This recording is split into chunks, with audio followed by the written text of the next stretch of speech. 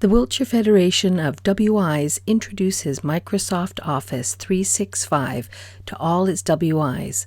My name is Ruth Davies, and I'm going to share with you what your Federation has set up for all the WIs in Wiltshire, including yours. This video gives an overview of the Microsoft Office 365 suite of applications and the reason your Federation has chosen to do it. This training will focus on the Outlook and OneDrive applications, giving you an understanding of what to do. Then, at the end of the video, it will describe how to get started and what the next steps are to bring your WI online with Office 365.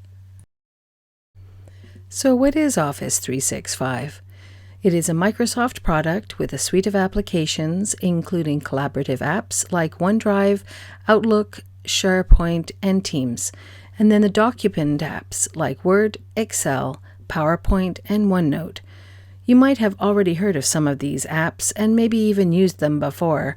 Even though the apps are available within the Federation's license agreement, you will probably only use one or two of these apps regularly and maybe never even use some of them. They are there for you if and when you decide to use them. This training video will focus on two of the apps, OneDrive and Outlook. OneDrive is for document storage and Outlook is for email. So why is the Federation using Office 365? Well, there are many reasons, and here it is broken down into three parts: modernization, transparency, and productivity. Modernization. It is the goal of the digital team of the Wiltshire Federation to bring the WI into the 21st century and in line with the technological advances available to us. By showing a presence online, we are able to enhance our reputation as a federation and show a positive image to members and prospective members. In this technological age, it is imperative to have an online presence and be able to communicate using tools in a secure environment. By doing so, we are leaders of our WIs and role models for other federations who might not be as tech-savvy. It is a good thing when we can be an inspiration to other federations. Transparency. Your federation cares about you and your WI and wants to assist when needed. By having an open channel of communication between the trustees, the committee members, and the WIs, it becomes easier to disseminate information and to work together. It makes it easier for information to be updated and accessible to anyone within the system so that information can be easily obtained.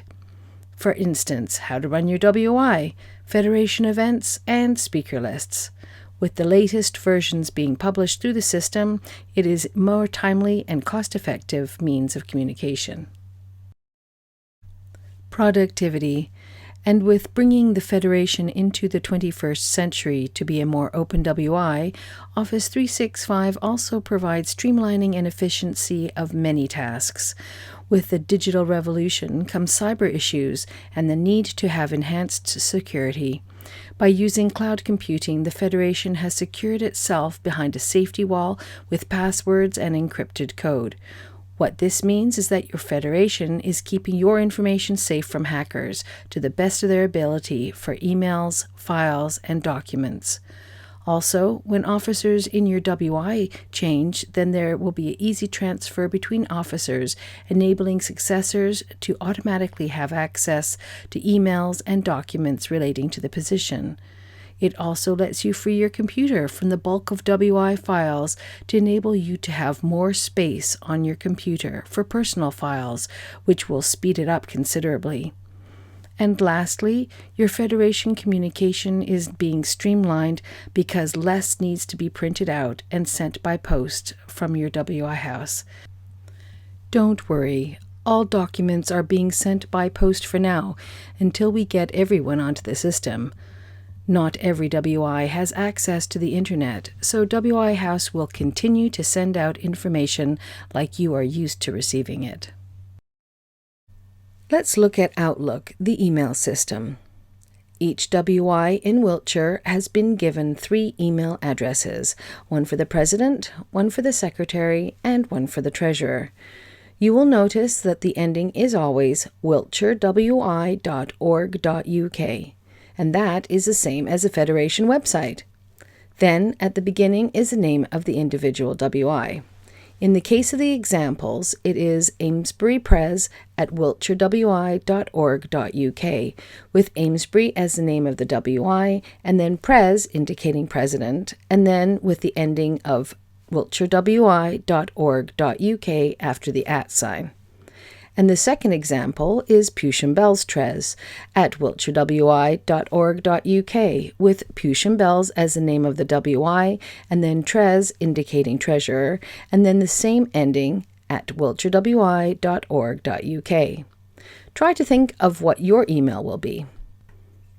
Remember, name of WI, then name of position, then at wiltshirewi.org.uk.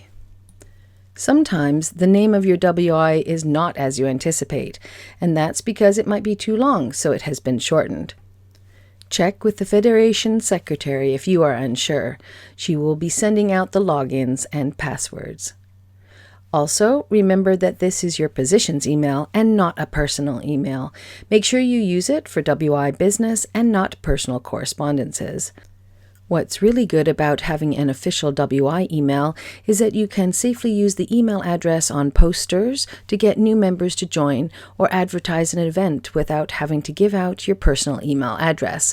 Also, you can look up other WI officers easily through the system because it automatically fills in the line with predictive text when you compose an email. This is very handy if you're not sure of the precise email address. As with each WI, the Federation officers and staff have email addresses in a similar manner. For the chair, it is chair@wiltshirewi.org.uk. The treasurer is treasurer@wiltshirewi.org.uk. Federation secretary is fedsec@wiltshirewi.org.uk, and the admin and accounts are admin@wiltshirewi.org.uk and accounts@wiltshirewi.org.uk, as listed on the screen. It is the position within the Federation, and then the ending or domain name is the same for all of the emails. Then, for the Federation trustees, committee members, and WI advisors, they have an email address with their name so you can find them easily. Amy Middleton, Christine Walker, Elma Lauer, and Leslie Holdway are all advisors, and they can be reached with their name and then at wiltshirewi.org.uk. You may also notice that Leslie Holdway is also the current chair of Wiltshire Federation. She can be reached at either of those email addresses. Once she steps down from the chair position, she will pass on the email to the next chair, who will have access to all the necessary correspondences and digital documents. As I am a trustee, my email is ruthdavies@wiltshirewi.org.uk, and you can send me an email with any questions regarding this training. Now that you have an idea of how the email addresses are set out, let's have a look at Outlook, the email system. Once you are signed into the system, you will be on your Outlook homepage. This is just like any other email system which you have used before. All the folders are listed on the left side with the inbox at the top. You will notice that the background surrounding the word inbox is grayed out slightly so that you know you are in the inbox folder. The second column lists the emails in the inbox, and on this screenshot you will notice that one of the emails has a darkened background. This signifies that the last column is showing that email in the inbox. It should seem familiar to what you use in your email system. The next thing I would like to mention is the New Message button on the upper left. If you select it, you can start a new email to someone instead of just responding to a message sent to you. Remember, in the email recipient line as you type, you will be given suggestions for people to contact who are in the system. Predictive text is useful as it helps alleviate spelling errors. To the left of the New Message button is a set of 3 horizontal lines. By clicking or tapping on those lines, you can minimize the folder list or show it. If you don't see the folder list, then try clicking on the 3 lines and the folder list will appear. This area on the lower left side of the Outlook screen shows the different screens possible in Outlook: email, calendar, contacts, and the to-do list. Mostly you'll be using the mail system to access your email, but if you find yourself seeing a different screen, it might be because you have accidentally clicked one of these icons. In the upper right-hand corner of the screen, there are more icons representing chat, notes, daily feed, notifications, settings, help, and what's new. The settings let you change how you view the page and whether or not you get desktop notifications. The area above the email list gives you choices of what to do with the email. At the right side of the list, you will see 3 dots. By selecting the 3 dots, you will get some extra choices for the selected email, including printing. The 3 dots or ellipses are also on the upper right side of the email and give you similar choices, including a few different choices for replying to the email. One of my favorite features is the search. As with most programs, you need to sift through a large amount of information to find something. Use the search feature to find a keyword within an email, a sender's name, a topic, or even a date. It can save you a long time from having to scroll through many pages of emails. The last feature on Outlook is the icon on the top left of the screen. The 9 dots in a square represent access to the other apps in the Office 365 suite. By selecting it, the other apps are visible in icon and name.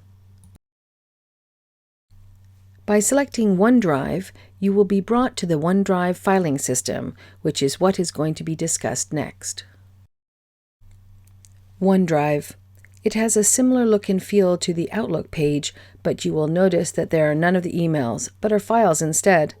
Usually you will be brought to the My Files page of OneDrive, but as there is limited time on this video, I would like to show you the shared filing system which has been set up for you. In this case, it says Example WI, but with your individual WI, it will have the name of your WI instead. Notice that the Example WI is in the Shared Libraries on the left side and that there are 11 folders under the main heading on the page. This means that the entire group of folders in that library is shared with other people, your other WI officers. Here's a little more about the shared library folders. In starting to use OneDrive and Outlook, you are laying the foundations for the current and future officers in your WI for years to come. Therefore, it's a really good idea to get together with your other WI officers and decide on a folder structure for your WI. This is especially true with OneDrive, where you will all be sharing and storing documents in one shared library for all 3 current officers and your successors to use. Not every WI will need exactly the same structure, but this is a tried and tested structure which you can adapt for your own WI. You will also find it makes life a lot easier if you also follow this folder structure for any documents that you create or store on your own device hard drive, like your personal laptop, your iPad, or tablet. If you create a folder on your own device, for example, for an upcoming month's meeting, then you can upload this folder and the documents quickly and simply onto OneDrive. A folder structure has already been set up for you in OneDrive, but you need to customize it. It will be a bit of work to set up the folder structure, but once it is set up, it will really help you to find and share documents and to provide an online archive for your WI into the future. On this screen, you will notice the blue notes, which indicate what is going into the folders and the recommended subfolders. In Accounts, the subfolder would be labeled by year, so you would have easy access to the documents relating to the accounts and treasurer. Most WIs have some club or group which meet monthly, and a suggestion would be to have one subfolder for each club to keep them separate. Miscellaneous correspondence can go in the next folder, Correspondence. And then documents relating to one-off events like fundraisers or outings can go in subfolders in the Events folder. All things relating to IT can go in the next folder. Meetings will probably be one of your largest folders, with agendas and meeting minutes from your committee and monthly meetings. On OneDrive, it is recommended to add a subfolder for each month to keep them separate. Label them starting with a year and then the month. It will then automatically sort the folders by date correctly. If you use the word Jan for January, it will come in after April. So by using the year and month day system, it ensures that the folders appear in chronological order. Further down the list of folders, there is Membership, which is for documents relating to membership issues like renewal forms, name badges, list of members, and their emails. Use one subfolder for each year to keep them separate. The Newsletters folder is for the Wiltshire Federation or for your own WI newsletter documents. Add one subfolder for each year or each month, depending on the number of documents that you include in your newsletters. Again, labeled year, then month for easy filing. The Program folder is for documents relating to your own yearly program, adding one subfolder for each year. And lastly, the Resolutions folder is for any documents relating to WI resolutions. Add a subfolder for each year. Now that your mind is full of all this useful information, what are the next steps? You will receive an email from the Federation Secretary, Steffi Pauling, giving you your login details and password. You will also be sent the user guides, which explain all what was offered in this video. There are single-page documents to assist you in understanding how to access and how to use Outlook and OneDrive on the various devices. As not all the digital devices are the same to use, there are subtle different ways to access the same information. If you're using a computer, you will have more options available to you than if you're using the same app on a smartphone. Even though there are many user guides, you do not need to read all of them. Just open the ones that pertain to your device. If you are unsure about what to do, you can always send an email to the WI Federation digital team or to your WI advisor so that you can be given some additional support. Also, you are welcome to join the Facebook group Wiltshire WI Digital Community, where you can post questions and anyone can get answers from the digital team. For further assistance, please feel free to contact me, Ruth Davies, or the Federation Secretary, Steffi Pauling, or to join the Wiltshire WI Digital Community on Facebook. Thank you for listening to this video. I hope it answers your questions about what to expect from the Federation email and file sharing systems, Outlook and OneDrive. This video was brought to you by the Wiltshire Federation of WI's digital team, connecting and inspiring the women of Wiltshire.